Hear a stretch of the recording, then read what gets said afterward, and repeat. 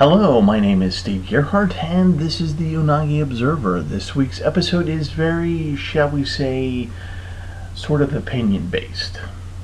Normally, the week after Otakon, I put up a review of that year's convention. However, this year, I did not go.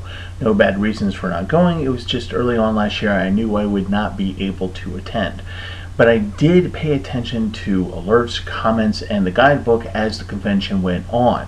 And based on those sources, I decided to throw out some observation in a two-part Otakon review, even though I wasn't there.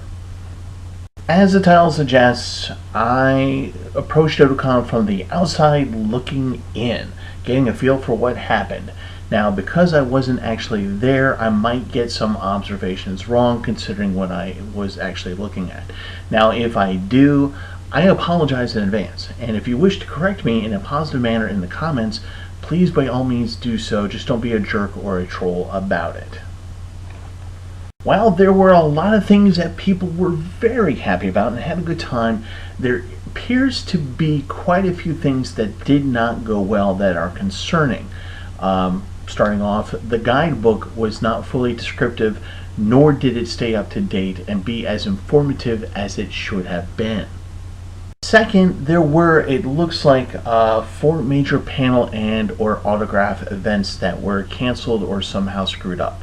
And it appears that in some cases they were not communicated that they were canceled.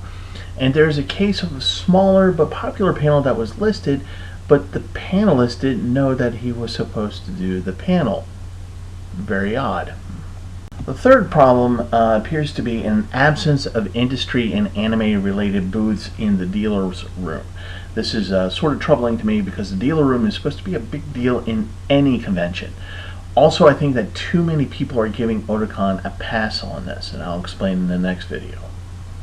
Fourth, while I normally give conventions a pass on line management because in my reviews, because it seems that the complaints are made by people who don't plan their visit very well and they miss out on a lot of stuff, it seems that the line management actually completely collapsed this year. Also, there were some weird decisions made on what were exits and what were entrances and what were closed and what were kept open. Fifth, and this one and the next one are very worrisome to me. The fifth one is a severe lack of communication of Otakon workers and volunteers from behind the scenes that spilled out into the convention. I am seeing stories and examples of panels and autograph events being moved with no announcements, allowing attendees to come into rooms that had canceled events and not telling the crowd that they were actually canceled. I am looking notably at the DBZ canceled panel for that one. And the fact that there was a huge anniversary this year, 25th anniversary, and no one knew. Lastly, and this is the one that worries me the most, is a comment that is being repeated that I haven't really seen before, which is that people ran out of things to do. How do you run out of things to do at a convention? Now, I know that Otakon did not use as many rooms this year, and while I am excited that they are promoting more cultural events, this is an anime convention. And I've noticed that the programming has been repeating itself in terms of the anime video rooms and not really much in terms of what is new for the past 3 Otakons that I've been to. This year seems to be blatantly obvious about that, and the fact that many congoers suddenly found themselves just standing around looking for something to do. That's just insane.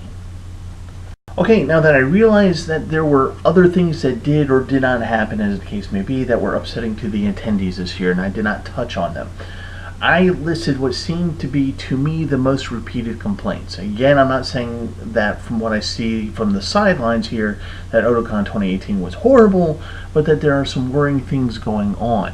Now, the part 2 of this little series, I'm going to list possible realistic solutions, and I'll also address the fact that the convention is moved back into July for 2019.